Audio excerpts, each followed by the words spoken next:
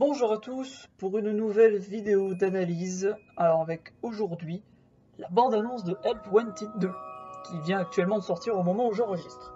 Et donc je vais vous présenter une analyse, comme je viens de le dire, de chaque plan, puis faire ensuite une petite théorie globale, analyse globale, appelez ça comme vous voulez, j'en ai rien à foutre. Bref, bienvenue aujourd'hui pour Help Wanted 2 ou tout, hein, les anglophones, me faites pas chier, juste voilà, Help Wanted 2, la suite quoi.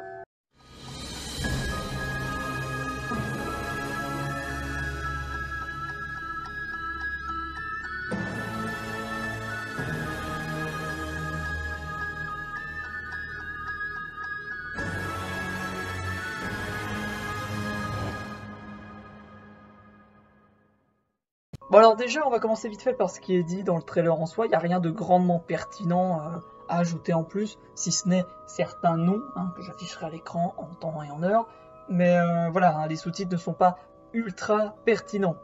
Bon alors la bande-annonce commence tout simplement avec la même esthétique que nous est présentée dans FFPS, vous en faites pas, comme beaucoup de choses, je vais sûrement beaucoup le dire, mais on va y revenir. Où on voit un petit personnage anthropomorphique qui est symbolisé par le personnage principal, le petit soleil, les gens, la vie, voilà, votre travail, l'anxiété, tout le baratin, tout le bordel que l'on retrouve ensuite sur les enchaînements des plusieurs plans avec le lobotomie. Bref, Fazbear Entertainment est toujours très sympathique. En parlant du loup, on en voit la queue puisque Freddy, l'égérie de cette licence, apparaît. Et toujours dans cette manière de nous dire que vous êtes le produit. Non, nous investissons en vous. On recrute. Certifiant donc que Help Wanted, c'est surtout des jeux qui permettent de recruter. Pour ceux qui avaient encore des doutes avec le premier. Voilà. Et là, on est vraiment à fond dedans. Et bon, probablement un nouvel antagoniste un peu à la Vanessa, ou que sais-je encore. On pourrait même peut-être dire que ça peut être... je me répète très mal. Bref, tout ça pour dire que nous avons plusieurs enchaînements de mini-jeux qui nous ont présentés, donc avec Fazbear Blast. On voit aussi notre cher Captain Foxy. Bon, là, il n'y a rien de réellement pertinent à dire, à part le fait que l'on sert des pizzas à... Enfin, des pizzas, non, des denrées à des staffbots. On répare des trucs. On a LP qui va souffrir et ça fait du bien parce que personnellement je déteste cette espèce de petite merde. Oui, on lui met un masque sur la gueule. On a un jeu de cartes, enfin plus un truc qui a l'air d'être un jeu de mémoire avec ce qui semble être un endosquelette possédant un casque VR dans un jeu VR et c'est assez drôle. Probablement des éléments pour tester les habilités, mais voilà, parce que c'est un jeu qui est un jeu de test en gros, tout comme le premier. Enfin, si on suit cette logique.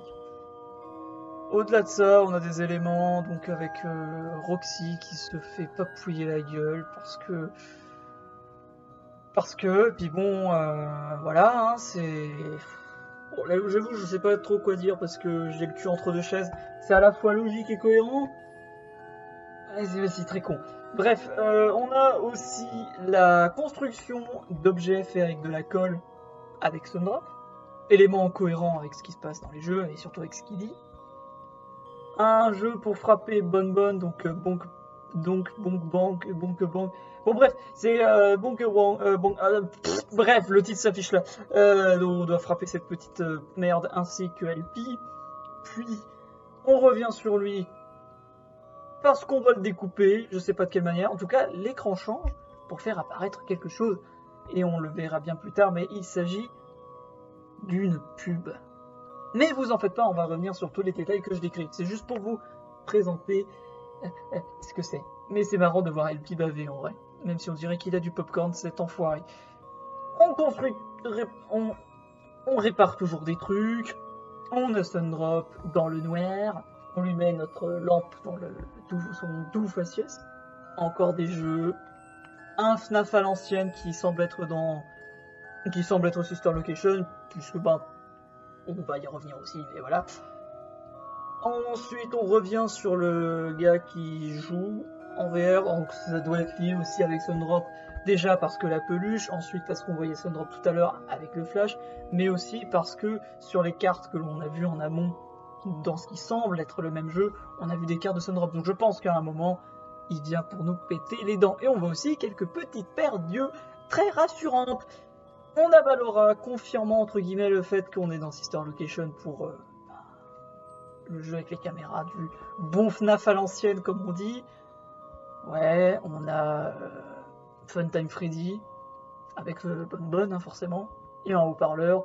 On répare encore des trucs, on a Music Man, on voit Dreadbear dans un lieu avec une plush baby, qu'on peut d'ailleurs frapper.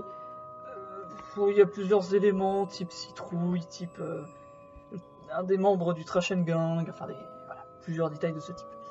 On a ensuite un Freddy aux yeux rouges, alors peut-être qu'on aura enfin des réponses sur le fameux prototype, hein, je ne sais point, je ne sais plus. En tout cas, on lui touche les yeux et il aime pas ça puisqu'il nous montre sa grosse bouche. Alors, le méchant Freddy, pardon. En tout cas, on voit que le costume se pète de l'endoscope puisque les yeux de Freddy ne sont pas là où ils devraient être. On voit un soleil. On voit ensuite, après, une transition avec Music Man, encore une fois. Plusieurs éléments de jeu, de réparation. Encore une fois, voilà, LP. Et cette fois-ci, on voit mieux déjà la pub et on voit surtout Scrap Baby. Et oui, Scrap Baby. Ce qui nous laisse penser que cette partie-là serait une partie de FPS. On va y revenir dans le détail, vous en faites pas. Là, je décris surtout les pictogrammes. Retour sur Funtime Freddy, retour sur Music Man, un jeu. Là, j'avoue, je sais pas trop quoi dire. Enfin, les couleurs ont l'air de correspondre à des numéros, mais par ça, je sais pas vraiment à quoi ça correspond, pardon. Peut-être encore un rapport avec le jeu de Sundrop pour coller des trucs. On revient sur ce qui semble être le jeu à la Sister Location dans le FNAF à l'ancienne. 2 heures avec 52 de power. C'est pas très ouf. Ballora. Et enfin, en post-générique de la bande-annonce, si ça peut se dire, le jumpscare de notre cher Scrap Baby pour ensuite aller sur décembre 2023. Alors, d'après certains posts, il semblerait que ce serait le 14 décembre hein, que ça sortira. Hâte d'être à cette date pour en voir plus. Mais voilà un peu maintenant les spéculations autour de cette bande-annonce. Alors déjà, je reviens un peu sur ce que j'avais dit dans l'analyse du teaser. Pour le moment, on n'a pas plus d'éléments pour nous proposer le fait que Ballora a un intérêt dans le jeu, puisque le premier teaser nous montrait surtout qu'un jumpscare de Ballora avec des éléments de Sister Location.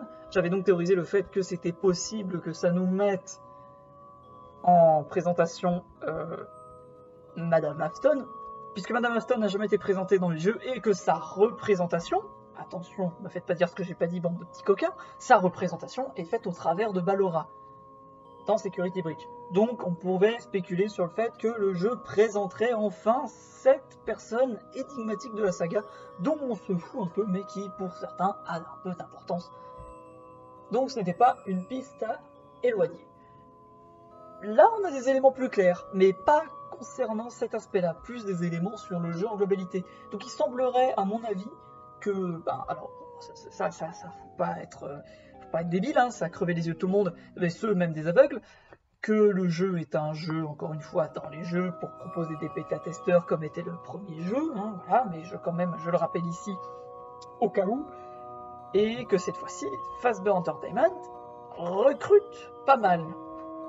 Parce que dans le premier jeu, on avait cet aspect de, oui, voilà, l'explication, le blabla, le lore et tout, mais là, on a vraiment cet aspect de, venez en masse. Donc peut-être que Fazbear Entertainment veut faire quelque chose à grande échelle. Quoi, je ne sais pas, parce qu'on n'a rien dans ce putain de trailer à part la possibilité de spéculer sur tout et n'importe quoi. Surtout que, bon, vu que Five Nights at Freddy's part un peu en couille au niveau du lore, je ne vise pas du tout les livres, eh bien, tout est possible. Mais, bref, ce qui est important par rapport à ça, c'est que la bande-annonce, c'est une bande-annonce nous présentant du gameplay. Et donc, par rapport au gameplay, là, on a des choses, entre guillemets, plus concrètes sur lesquelles on peut spéculer.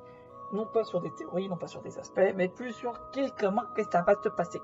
Donc déjà, dans la manière, c'est enfin, vu la manière dont c'est présenté, il va y avoir énormément de mini-jeux. Ça m'a l'air assez logique.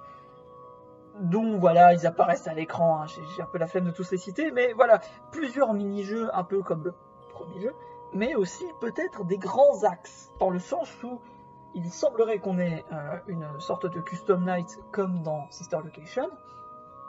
Ça m'a l'air d'être ça. On a aussi une version de FFPS, donc avec le fait de réparer un peu un Dr Maboul de LP, avec autour de nous des petits animatroniques pas très sympas. On peut même spéculer sur le fait qu'il y ait Scrap Trap, que l'on voit aussi sur des bornes d'Arkham, et Lefty. En tout cas, on a Scrap Baby. Et forcément, les publicités, ce n'est pas sans rappeler FFPS, qui est un... Enfin, il y a les mêmes configurations, quoi, donc c'est quelque chose qui a l'air d'en être drastiquement inspiré. Donc reprenant, entre guillemets, cette template-là. Puis,